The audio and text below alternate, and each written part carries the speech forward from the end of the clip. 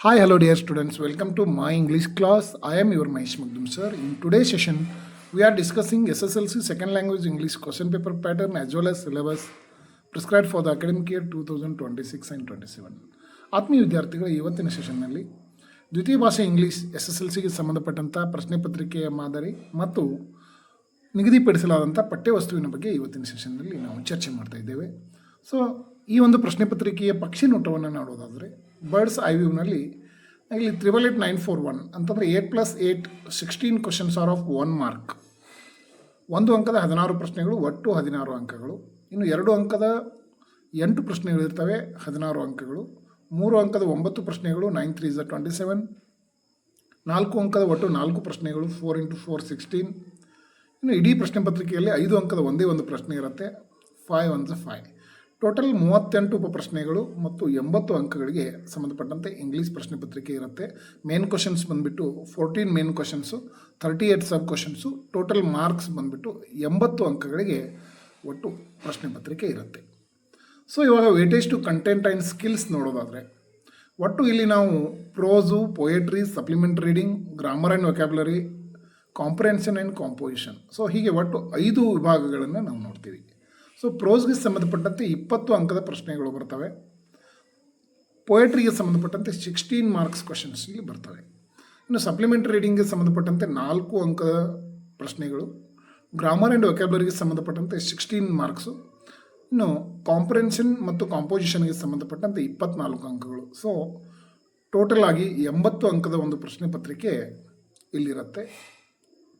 So ಇನ್ನು question wise ಅನಾಲಿಸಿಸನ್ನು ನೋಡೋದಾದರೆ ಈಗಾಗಲೇ ನಾನು ಹೇಳಿದಂತೆ ಒಟ್ಟು 14 ಮುಖ್ಯ ಪ್ರಶ್ನೆಗಳು, 38 ಉಪಪ್ರಶ್ನೆಗಳು, ಒಟ್ಟು 80 ಅಂಕಗಳನ್ನು ನಾವು ಇಲ್ಲಿ ನೋಡ್ತೀವಿ.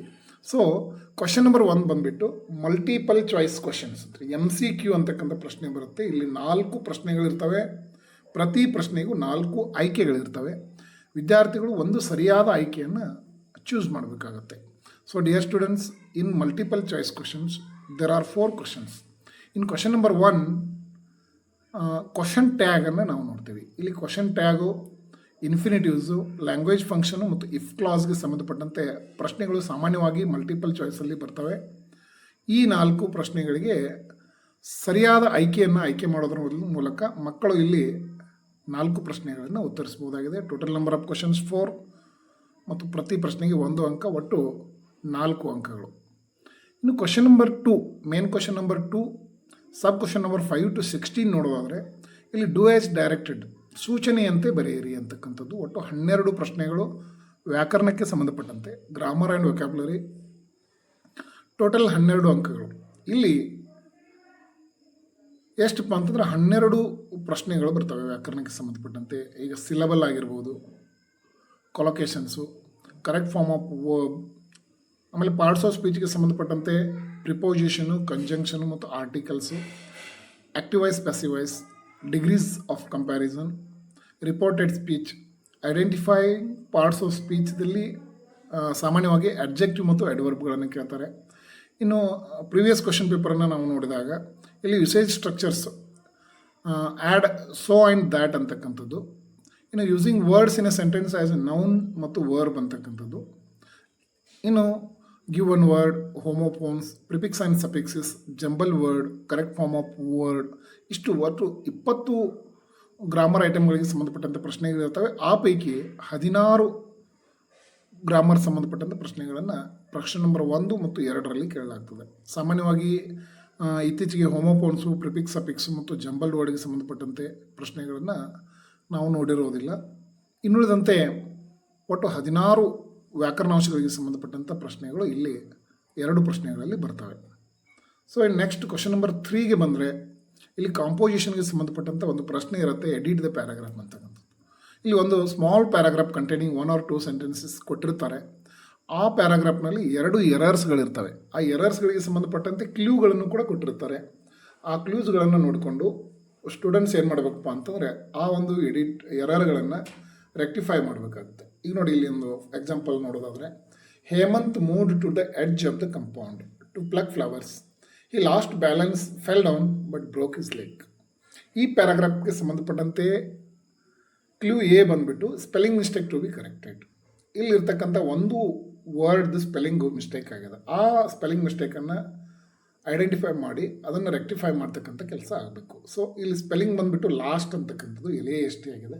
The correct spelling of last is LOST. So ಇನ್ನು conjunction mistake to be corrected. So ಇಲ್ಲಿ fell down but broke is leg ಅಂತ ಇದೆ. ಇಲ್ಲಿ ಇನ್ಸ್ಟೆಡ್ ಆಫ್ ಬಟ್ ನಾವು ಆ್ಯಂಡನ್ನು ಲಿಂಕರ್ ಆ್ಯಂಡನ್ನು ಸೇರಿಸ್ಬೇಕಾಗ್ತದೆ. ಸೊ ಕಂಜಂಕ್ಷನ್ ಮಿಸ್ಟೇಕು ಬಟ್ ಜಾಗದಲ್ಲಿ ಆ್ಯಂಡನ್ನು ನಾವು ಮಾಡಬೇಕು. ಸೊ ಈ ರೀತಿಯಾಗಿ ಒಟ್ಟು ಕಳೆದ ಅಕಾಡೆಮಿಕ್ ಇಯರಲ್ಲಿ 4 model question paper, 3 preparatory question paper, 2 annual question ಪೇಪರನ್ನು ನಾವು ನೋಡಿದಾಗ ಒಟ್ಟಾರೆ LBAನಲ್ಲಿ ಇರ್ತಕ್ಕಂಥ 20 ಎಡಿಟಿಂಗ್ ಎರರ್ಸ್ಗಳ ಪೈಕಿ 1 ಎಡಿಟಿಂಗ್ ಎರರ್ಸನ್ನು ಕೇಳ್ತಾ ಬಂದಿದ್ದಾರೆ. ಒಂದು ವೇಳೆ ಅದೇ ಬ್ಲೂ ಪ್ರಿಂಟು ಈ ವರ್ಷ ಕಂಟಿನ್ಯೂ ಆದರೆ ಎಡಿಟಿಂಗ್ ಎರರ್ಸ್ಗೆ ಸಂಬಂಧಪಟ್ಟಂತೆ LBAನಲ್ಲಿರ್ತಕ್ಕಂಥ 20 ಈ ಪ್ಯಾರಾಗ್ರಾಫ್ಸ್ಗಳನ್ನು ನಾವು ಮಾಡಿದರೆ ಈ ಎಡಿಟಿಂಗ್ ಎರರ್ಸ್ಗೆ ಸಂಬಂಧಪಟ್ಟಂತೆ 2 ಅಂಕಗಳನ್ನು ನಾವು ಈಸಿಯಾಗಿ ಕ್ರ್ಯಾಕ್ ಮಾಡ್ಬೋದು ಅಂತ ಇಲ್ಲಿ ಹೇಳಲಾಗ್ತದೆ. ಸೊ ಇನ್ನು ನೆಕ್ಸ್ಟ್ ಕ್ವಶನ್ ನಂಬರ್ 4ಗೆ ಸಂಬಂಧಪಟ್ಟಂತೆ sub question number 18 to 24 2 marks ಕ್ವಶನ್ಗಳಿರ್ತವೆ. Total number of questions are 7. 2 ಅಂಕ ಪ್ರತಿ ಪ್ರಶ್ನೆಗೆ, ಒಟ್ಟು ಅಂಕಗಳು 14. ಸೊ ಈ 7 ಪ್ರಶ್ನೆಗಳ ಪೈಕಿ 4 ಕ್ವಶನ್ಸ್ ಫ್ರಮ್ ಪ್ರೋಸ್ನಿಂದ 4 ಪ್ರಶ್ನೆಗಳು ಬಂದರೆ 1 ಪ್ರಶ್ನೆ ಬಂದುಬಿಟ್ಟು ಪೊಯೆಟ್ರಿನಿಂದ ಬರುತ್ತೆ. ಇನ್ನು 2 ಪ್ರಶ್ನೆಗಳು ಸಪ್ಲಿಮೆಂಟ್ರಿ ರೀಡಿಂಗ್ನಿಂದ ಬರ್ತವೆ. ಈಗ ಪ್ರಿವಿಯಸ್ ಇಯರ್ ಬ್ಲೂ ಪ್ರಿಂಟನ್ನು ನಾವು ನೋಡಿದಾಗ ಪ್ರೋಸ್ನಿಂದ ಬಂದಂಥ 4 ಪ್ರಶ್ನೆಗಳು ಯಾವುವು ಅಂತಂದರೆ, ಮೊದಲನೇ ಪ್ರಶ್ನೆ ಬಂದುಬಿಟ್ಟು the gentleman of Rio en ಮೀಡಿಯೋದಿಂದ ಬಂತು. ನೆಕ್ಸ್ಟ್ 2ನೇ ಪ್ರಶ್ನೆ ಬಂದುಬಿಟ್ಟು ಕನ್ಸರ್ಟ್ ಅಂತಕ್ಕಂಥ ಪಾಠದಿಂದ ಬಂತು. ಇನ್ನು 3ನೇದು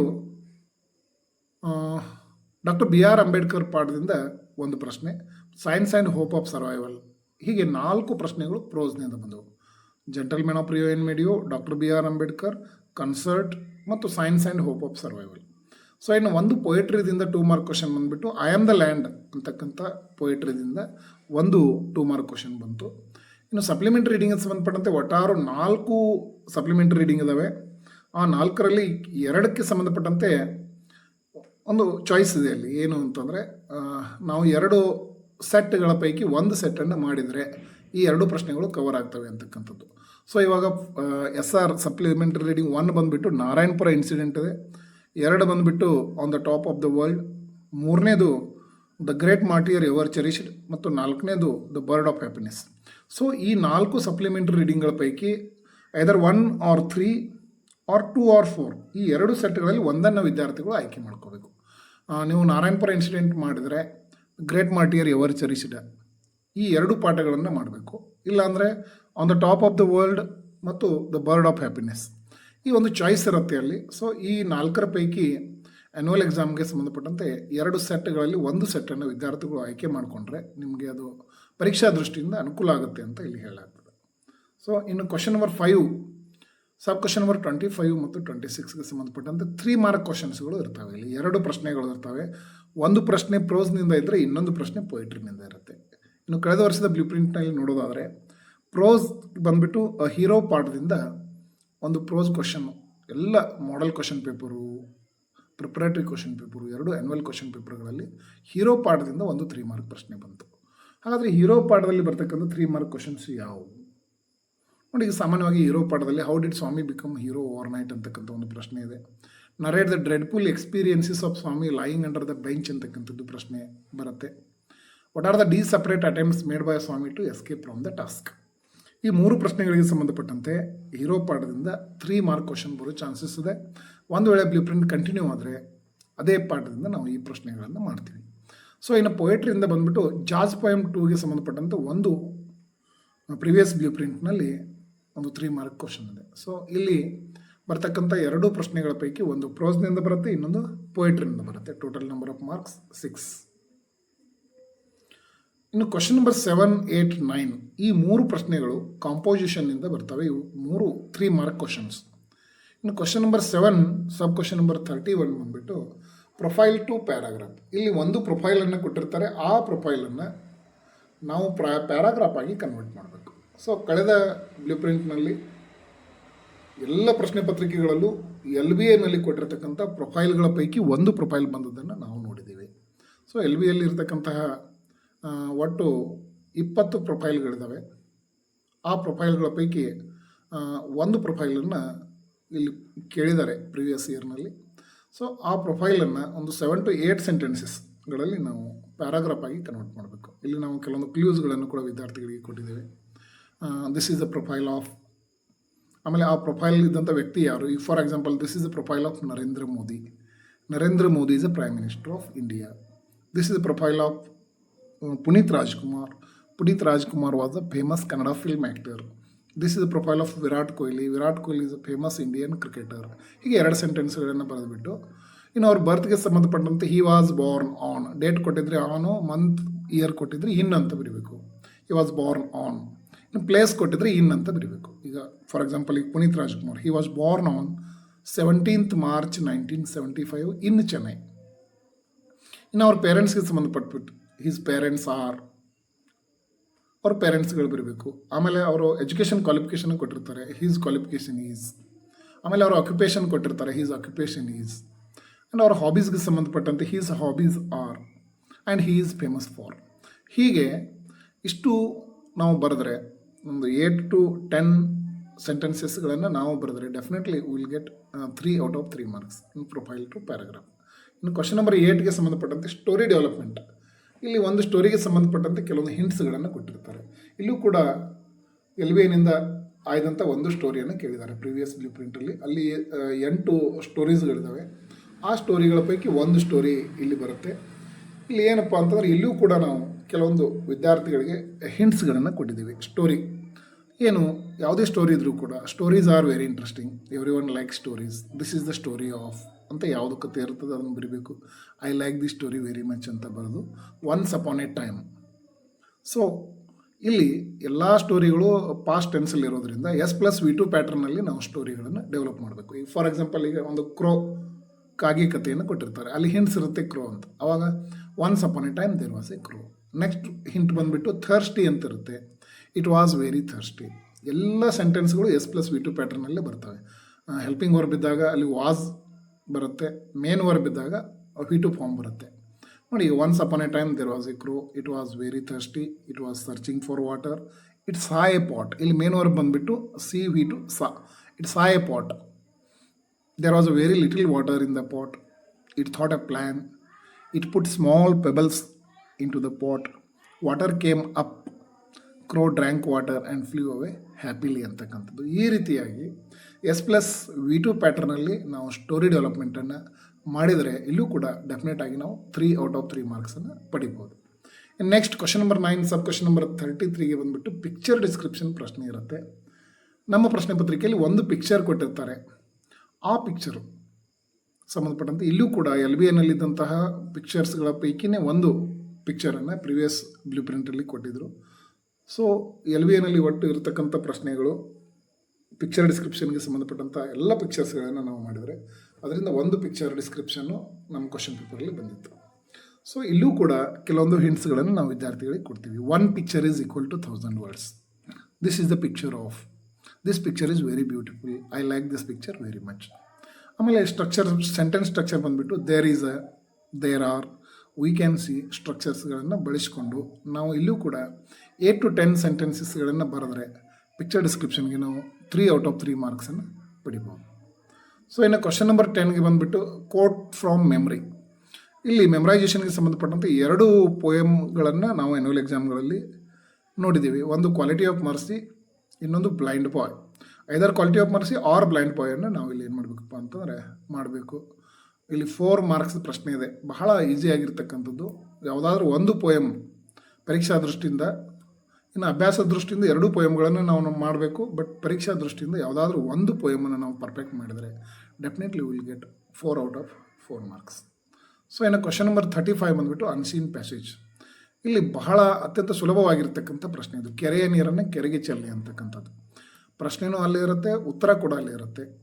ಸೊ ಇಲ್ಲಿ ಕೊಟ್ಟಿರ್ತಕ್ಕಂಥ ಪ್ಯಾರಾಗ್ರಾಫ್, ಜನರಲ್ ಪ್ಯಾರಾಗ್ರಾಫ್ ಕೊಟ್ಟಿರ್ತಾರೆ. ಆ ಪ್ಯಾರಾಗ್ರಾಫನ್ನು ಓದಿಬಿಟ್ಟು ಅದರ ಕೆಳಗೆ ಇರತಕ್ಕಂಥ 2 ಪ್ರಶ್ನೆಗಳಿಗೆ ಸರಿಯಾಗಿ ಉತ್ತರವನ್ನು ಬರೀಬೇಕು. ಯಾವುದೇ ಕಾರಣಕ್ಕೂ ಮಕ್ಕಳು ಈ ಪ್ರಶ್ನೆಯನ್ನು ಸ್ಕಿಪ್ ಮಾಡಬಾರ್ದು, ಬಿಟ್ಟು ಹೋಗಬಾರ್ದು. ಯಾಕೆಂತಂದರೆ ಇಲ್ಲಿ ಮಕ್ಕಳು ಪ್ರಶ್ನೆಗಳನ್ನ ಅರ್ಥೈಸಿಕೊಂಡು ಬರೀಬೋದು. ಇನ್ನು ಕೆಲವು ಮಕ್ಕಳು ಏನು ಮಾಡ್ತಾರಪ್ಪ ಅಂತಂದ್ರೆ ಪ್ರಶ್ನೆಗಳಲ್ಲಿರ್ತಕ್ಕಂಥ ವರ್ಡ್ಸ್ಗಳನ್ನು ಪ್ಯಾರಾಗ್ರಾಫ್ನಲ್ಲಿ ಹುಡುಕಿಬಿಟ್ಟು ಆ ವರ್ಡ್ಸ್ಗಳಿರ್ತಕ್ಕಂಥ ಸೆಂಟೆನ್ಸ್ಗಳನ್ನ ಬರೆಯೋದ್ರ ಮೂಲಕ ಕೂಡ ಏನು ಮಾಡ್ಬೋದಪ್ಪ ಅಂತಂದ್ರೆ ಮಾರ್ಕ್ಸ್ಗಳನ್ನು ಗಿಟ್ಟಿಸ್ತಕ್ಕಂಥ ಒಂದು ಅವಕಾಶ ಇಲ್ಲಿರೋದ್ರಿಂದ ಯಾವುದೇ ಕಾರಣಕ್ಕೂ ಈ ಕ್ವಶನ್ ನಂಬರ್ 35 ಅನ್ಸೀನ್ ಪ್ಯಾಸೇಜಲ್ಲಿ 4ಕ್ಕೆ 4 ಪಡೆದಿದ್ದರೂ 4ಕ್ಕೆ 3 ಮಾರ್ಕ್ಸ್ಗೂ ಕೂಡ ಅವಕಾಶ ಇರುತ್ತೆ. ಸೊ ಯಾವುದೇ ಕಾರಣಕ್ಕೂ ಕೂಡ ವಿದ್ಯಾರ್ಥಿಗಳು ಈ ಪ್ರಶ್ನೆಯನ್ನು ಬಿಡಬಾರ್ದು. ನೆಕ್ಸ್ಟ್ ಕ್ವಶನ್ ನಂಬರ್ 36ಗೆ ಸಂಬಂಧಪಟ್ಟಂತೆ ಸಮ್ರಿ. ಇಲ್ಲಿ 3 ಎಸೆ ಟೈಪ್ ಕ್ವಶನ್ಸ್ ಇರುತ್ತೆ. ಆ 3 ಪದ್ಯಗಳಿಗೆ ಸಂಬಂಧಪಟ್ಟಂತೆ ಒಂದು ಪದ್ಯದ ಸಾರಾಂಶವನ್ನು ಬರೀಬೇಕು. ಹಾಗಂದ್ರೆ ನೇರವಾಗಿ ಇಲ್ಲಿ ಸಮ್ರಿ ಬರೀರಿ ಅಂತ ಕೇಳಲ್ಲ. ಅಲ್ಲೊಂದು ಕ್ವಶನ್ ಟೈಪ್ ಇರುತ್ತೆ. For example, Ruskin bond called his grand ಮಾ ಜೀನಿಯಸ್, ಜಸ್ಟಿಫೈ ಅಂತಕ್ಕಂಥದ್ದು. ಸೊ ಇಲ್ಲಿ ಈ ಒಂದು ಕಳೆದ ಪ್ರಿವಿಯಸ್ ಬ್ಲೂ ಪ್ರಿಂಟನ್ನು ನಾವು ನೋಡಿದಾಗ ಗ್ರ್ಯಾಂಡ್ ಮಾ climbs a tree, the song of India ಮತ್ತು ದ ಬ್ಯಾಲೆಡ್ ಆಫ್ ಟೆಂಪೆಸ್ಟ್, ಈ 3 ಪೊಯಮ್ಗಳಿಗೆ ಸಂಬಂಧಪಟ್ಟಂತೆ ಎಸೆ ಟೈಪ್ ಕ್ವಶನ್ಸನ್ನು ಕೇಳಿದರು. ಇಲ್ಲಿ 3ಕ್ಕೂ ಚಾಯ್ಸ್ ಇರುತ್ತೆ. ಔಟ್ ಆಫ್ 3 1 ಸಮ್ರಿಯನ್ನು ನಾವು ಪರ್ಫೆಕ್ಟಾಗಿ ಮಾಡಿದರೆ ಇಲ್ಲಿಯೂ ಕೂಡ ನಾವು 4 ಔಟ್ ಆಫ್ 4 ಮಾರ್ಕ್ಸನ್ನು ಪಡಿಬೋದು. ಇನ್ನು question number 13, sub question number 37ನಲ್ಲಿ ಎಸೆ ರೈಟಿಂಗ್. ಸೊ ಇಲ್ಲಿ ಎಸೆ ರೈಟಿಂಗ್ನಲ್ಲೂ ಕೂಡ ನಮ್ಮ ಸೆಕೆಂಡ್ ಲ್ಯಾಂಗ್ವೇಜ್ ಇಂಗ್ಲೀಷ್ನಲ್ಲಿ 3 ಎಸೆಗಳನ್ನು ಕೊಟ್ಟಿರ್ತಾರೆ. ಈ 3 ಎಸೆಗಳ ಪೈಕಿ 2 ಟಾಪಿಕ್ಗಳ ಮೇಲೆ ಫಿಕ್ಸ್ ಎಸೆ ಬರುತ್ತೆ. ಒಂದು ಪೊಲ್ಯೂಷನ್ಗೆ ಸಂಬಂಧಪಟ್ಟಂತೆ. ನಾವು ಪ್ರೀವಿಯಸ್ ಇಯರನ್ನು ನೋಡಿದಾಗ ಅಲ್ಲಿ ಇರ್ತಕ್ಕಂಥ 4 model question papers, 3 preparatory question papers, 2 annual question ಪೇಪರ್ಗಳಲ್ಲಿ ಏರ್ ಪೊಲ್ಯೂಷನ್ ಅಂತಕ್ಕಂಥ ಎಸೆ ಬಂತು. ಸೊ ಪೊಲ್ಯೂಷನ್ಗೆ ಸಂಬಂಧಪಟ್ಟಂತೆ 2 ಆಪ್ಷನ್ಸ್ಗಳಿರ್ತವೆ. ಒಂದು ಏರ್ ಪೊಲ್ಯೂಷನ್ ಬರ್ಬೋದು ಅಥವಾ ವಾಟರ್ ಪೊಲ್ಯೂಷನ್ ಬರ್ಬೋದು. ಪೊಲ್ಯೂಷನ್ಗೆ ಸಂಬಂಧಪಟ್ಟಂತೆ ಒಂದು ಎಸೆ ಫಿಕ್ಸ್ ಆಗಿರುತ್ತೆ. ಇನ್ನೊಂದು ಮಾಸ್ ಮೀಡಿಯಾಗೆ ಸಂಬಂಧಪಟ್ಟಂತೆ ಒಂದು. ಇಲ್ಲಿ ಮಾಸ್ ಮೀಡಿಯಾ ಅಂದರೆ ಇಲ್ಲಿ ಮೊಬೈಲ್ ಫೋನ್ ಇರ್ಬೋದು, ಇಂಟರ್ನೆಟ್ ಇರ್ಬೋದು, ಕಂಪ್ಯೂಟರ್ಸ್ ಇರ್ಬೋದು ಅಥವಾ ನ್ಯೂಸ್ ಪೇಪರ್ಸ್ ಇರ್ಬೋದು. ಇನ್ನು ಈ 2 ಟಾಪಿಕ್ಗಳನ್ನು ಹೊರತುಪಡಿಸಿ 3ನೇ ಟಾಪಿಕ್ ಏನಿರುತ್ತೆ ಅದು ಕರೆಂಟ್ ಅಫೇರ್ಸ್ ಮೇಲೆ, ಜನರಲ್ ಟಾಪಿಕ್ಗಳ ಮೇಲೆ ಇರುತ್ತೆ. For example, ban on plastic ಇರ್ಬೋದು ಅಥವಾ ಸ್ಪೋರ್ಟ್ಸ್ ಆ್ಯಂಡ್ ಗೇಮ್ಸ್ ಇರ್ಬೋದು, ಇಂಪಾರ್ಟೆನ್ಸ್ ಆಫ್ ಯೋಗ ಇರ್ಬೋದು. ಸೊ ಹೀಗೆ ಒಟ್ಟು 3 ಎಸೆಗಳ ಪೈಕಿ ಒಂದು ಎಸೆಯನ್ನು ನಾವು ಬರೀಬೇಕು.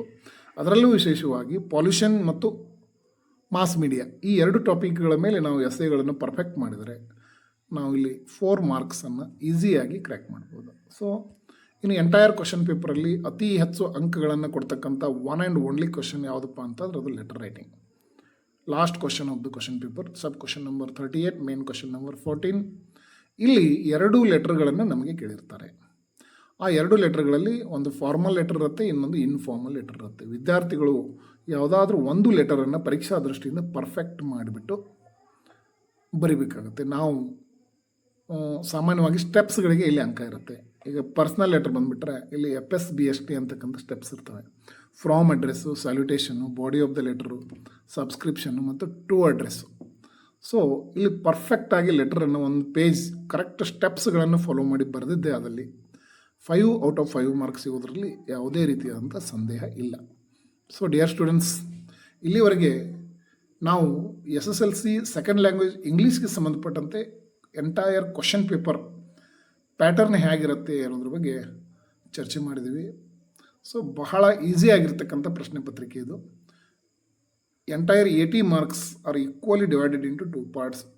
ಪ್ರೋಸ್ ಪೊಯೆಟ್ರಿ ಸಂಬಂಧಪಟ್ಟಂತೆ 40 ಅಂಕ, ಕ್ಲೋಸ್ ಪೊಯೆಟ್ರಿ ಸಪ್ಲಿಮೆಂಟ್ ರೀಡಿಂಗ್, ಆಮೇಲೆ ಗ್ರಾಮರ್ ಕಾಂಪೋಸಿಷನ್ಗೆ ಸಂಬಂಧಪಟ್ಟಂತೆ 40 ಅಂಕಗಳನ್ನು, ಒಟ್ಟಾರೆ 14 ಮುಖ್ಯ ಪ್ರಶ್ನೆಗಳು, 38 ಉಪ ಪ್ರಶ್ನೆಗಳಾಗಿ ವಿಂಗಡಿಸಿ 80 ಅಂಕಗಳಿಗೆ ಸಿದ್ಧಪಡಿಸಿರ್ತಾರೆ. ಸೊ ಇಲ್ಲಿವರೆಗೆ ಈ ಕ್ವಶನ್ ಪೇಪರ್ಗೆ ಸಂಬಂಧಪಟ್ಟಂತೆ ಡಿಸ್ಕಷನ್ ಮಾಡಲಾಯಿತು. ಸೊ ಇನ್ನು ಮುಂದಿನ ದಿನಗಳಲ್ಲಿ ಸಿಲೆಬಸ್ಗೆ ಸಂಬಂಧಪಟ್ಟಂತೆ ಕೆಲವೊಂದು ಗ್ರಾಮರ್ ಐಟಮ್ಸ್ಗಳ ಮೇಲೆ ಮತ್ತು ಪ್ರೋಸ್ ಪೊಯೆಟ್ರಿಗಳ ಮೇಲೆ ಕೂಡ ವಿಡಿಯೋಸ್ ಮಾಡಲಾಗ್ತದೆ. So for more video notifications subscribe Mahesh Magdum knowledge world YouTube channel ಅಂತ ಹೇಳ್ತಾ ಈ ಒಂದು ವಿಡಿಯೋವನ್ನು ಇಲ್ಲಿಗೆ ಮುಗಿಸ್ತಾ ಇದ್ದೇವೆ. Thank you.